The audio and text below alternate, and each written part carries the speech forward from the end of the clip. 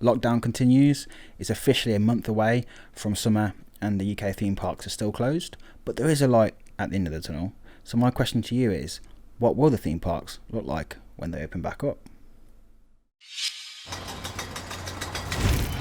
So my two passions, hobbies, whatever you want to call them, is theme parks and filmmaking. And neither of them things I can really properly do at the minute. I mean, well, the theme parks can't even do them at all. But I've been keeping my eye on the news, especially theme park related news. I'm sure a lot of us have. Just checking up on all the different parks that are starting to reopen throughout the world. It's been a big hot topic I've seen on a lot of forums and Facebook groups about whether theme parks should open at all. So there seems to be two camps. One camp are saying that we shouldn't even be considering going to parks. And we're selfish if we do, and the other camp who are eager to go to parks and support them any way they can. My view on the situation is the latter. Theme parks are businesses at the end of the day. Every day they are closed, they are losing money. They're still spending money to keeping their parks going. I will generally do what the government tell me to do because there's no other option. Who else can we turn to, really? We've got to just do what we're told. So when the government say we can go to parks, I'm going to deem it's safe enough. Okay, it's not going to be 100% safe. Nothing's going to be safe, is it? There's dangers and everything. So like I say, I've been looking around the world how different countries and parks are adapting to this situation and making sure everyone is as safe as possible, and kind of combine them using the common sense I do have to kind of have an educated guess of how our theme parks will look like after a lockdown and we're allowed to visit them. Coincidentally enough, yesterday the 19th, Merlin as a whole, for all their attractions, this is their kind of guidebook, I guess, for how they are going to be dealing with the social distancing and hygiene issues. Some standout stuff here is obviously make sure you have made your booking online before leaving home. Check the website, social media page, use contactless, wear a face mask, and the key thing about this one really is it's recommended, if recommended or required by local health authorities, please bring a suitable face mask. So they're leaving it open because I think it is like July, start of July, that hospitality sectors may start being able to open. We don't know for sure. It's, every hour, every day, the information is changing. So this pamphlet reflects that.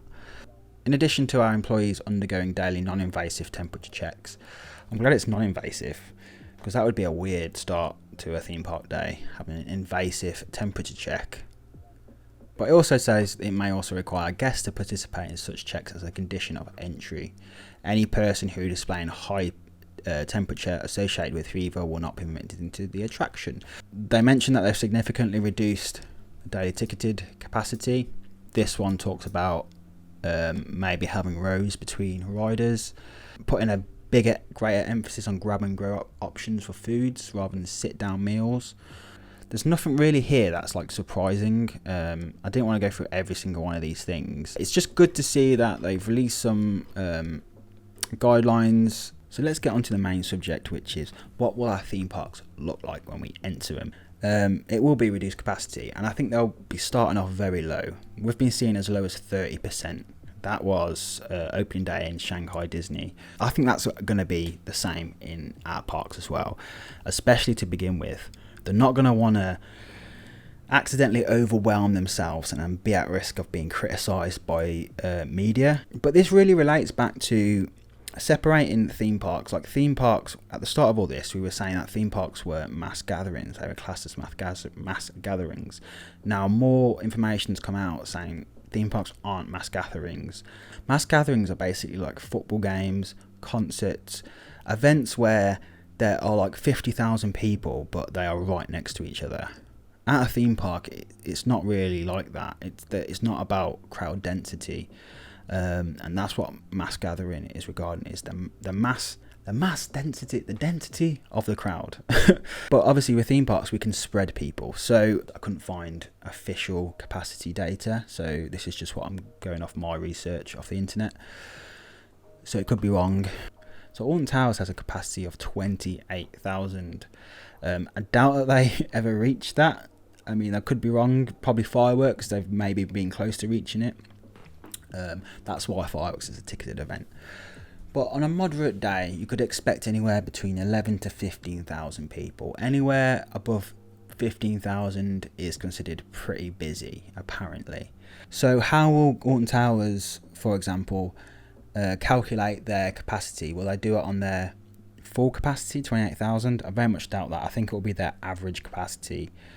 So I've said, 16,000 if we average it over the entire season. You're going to get more busier periods than others. But yeah, 16,000. If 30% of that, would be 4,800. So between 5,000 capacity, maybe, for the opening day. That could be totally realistic. So, Thorpe Park, apparently their capacity is like 15,000. They have 490 acres. Obviously, they have less land, but they fill it quite well with things.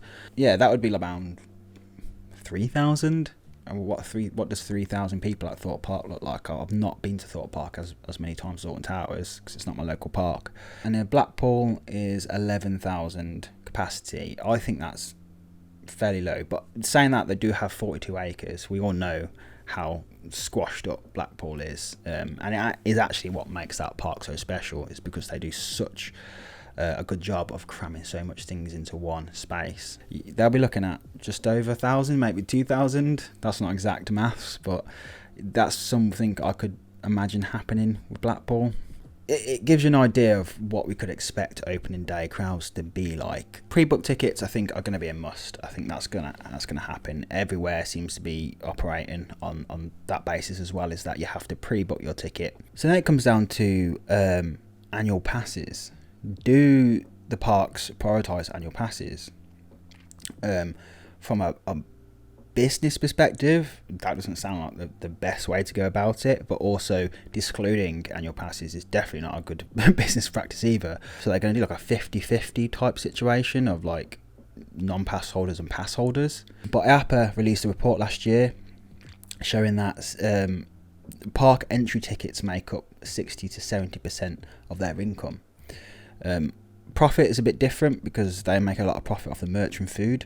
But yeah, by just letting in all the on your annual pass holders, they're not bringing any money in, except for when, I guess, then people buy food and merch, which I think after all this, they will be buying merch and food to support the parks. I would hope so anyway, if they can. Not everyone can, unfortunately, as well. There's that to think about. Masks, we're not sure about masks. It's one thing that our government, I think, have been a bit lax on, is telling us clear information. It says if you can wear a mask, wear a mask. So we know now that wearing a mask doesn't necessarily stop you from getting the virus, but it can help dramatically in stopping you spreading it to other people. So I think, yeah, wearing masks, it's not that much of a big deal. I know some people find them uncomfortable, but that's just the issue you're gonna have to deal with if you don't like wearing a mask, but you've got to wear a mask into a park. Just don't go to the park. Like, it's pretty simple. A lot of European parks and American parks have placed a big emphasis on touchless hand sanitizers. I think that all parks should have this anyway. When I was in Florida, in Orlando, in March, there were hand sanitizers everywhere. But one of the issues with the hand sanitizer stations was a lot of the times they were empty. Especially in the afternoon, it'd be really hard to find a hand sanitizer station. So they are going to have to obviously make sure that they're always full up. Otherwise, people are going to start taking photos and all sorts, and it might just be a PR nightmare for a theme park. So next we have wayfinding. So I expect when we get into our parks, there will be a lot of one-way pathways. I also expect certain areas of the park, like sectors or areas, being closed off, and maybe staff being at the front gate of these sectors and saying, if you have a ride booked, because I think it's going to be booked rides, it's going to be virtual queuing and things like that. That's the only time you can actually come in this sector is if you have that ride booked on the system. So queues, virtual queuing. We know that this has already been implemented in a lot of other European parks. The first news I've heard of any UK park implementing this technology is Paultons Park. They use a company called Attractions.io. Now, if you've never heard of Attractions.io, they make theme park apps. So they make for Alton Towers, Thorpe Park, Tycross Zoo, lots of different attractions around the world as well. So yeah, this is Paulton Park. Attractions.io provides in-app social distancing solution for Paultons Park. So obviously this includes virtual queuing, and like I say, a lot of the parks already use their apps for their maps and things, so it won't actually be that hard to implement. So we actually go on their site, we can actually see targeted communication. A lot of these apps already do that. Digital ticketing, we already know that Towers can do that because the dungeons, I bought them, and some of the scare mazes, I bought them through the app as well. Like I say, mobile food ordering, virtual queuing. With the virtual queues, I feel like it's not necessarily gonna act like a fast pass. So it's not like you get a time to go to the ride and then you can get straight on the ride, or maybe wait 5 minutes. I think it will just be the virtual queuing is now's your time to start queuing. So when you get in the queue, still expect to wait like maybe a normal time that you would usually expect. So the heat map thing is really interesting for me because it enables the park to use all this data from the map and seeing where everyone is congregating, and like I say, where the bottlenecks are in the park, and they can react to that. So in a reactive sense, they can send someone down to break up crowds and say, can you please move away, blah blah blah. Or they can use it proactively and say, well, tomorrow we know that X sector was very busy, we need to make sure that we don't let all them people in there. Something else I've actually saw as well recently is Yopa Park are making their own app, and it's called Distance Radar, and this is a really interesting app.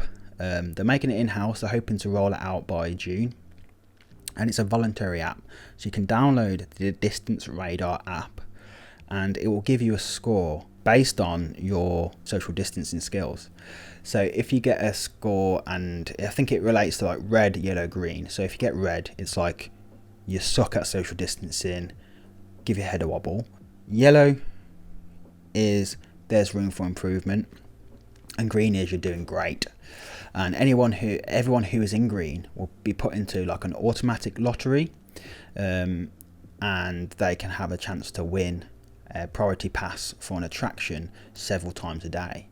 So I just thought it was a really interesting little idea, really, which is just doing it, trying to enforce social distancing in a fun way. Going back to the queue lines, I think they're going to have social distancing ground markers like we saw before the lockdown happened. Also, like exiting a queue line, something I read on Toverland's site was like, once you're in a queue, it's going to be hard to get out because you can't pass everyone. So it's going to be a case of like, look, if you want this to go on this ride, you better make sure that you want to go on it, and you don't need the toilet or anything like that because you won't be able to leave. So that's going to be an interesting one, how they approach that. So in terms of seating arrangements, I think they're going to be allocating seats. That's what they've been doing at a lot of parks that are getting ready to open or already opened. It'll be allocated seats. In terms of safety checks, like I'm wondering how they're going to do that. Do like a more of a Disney World style approach. Obviously with their rides, it's a case of they watch you on the roller coasters and the even like Tower Terror, they say pull on your restraints, show me that it's locked, and that's all they need to do. They do that on most of their rides that I can remember anyway. Also with shops, we're seeing a lot of theme parks saying that there can be a limited number of people in the shops at one time, like any other shop at the minute. That's great. One question I've got is in terms of where they have gift shops in the at the exit of rides. That is always going to get a lot of crowds.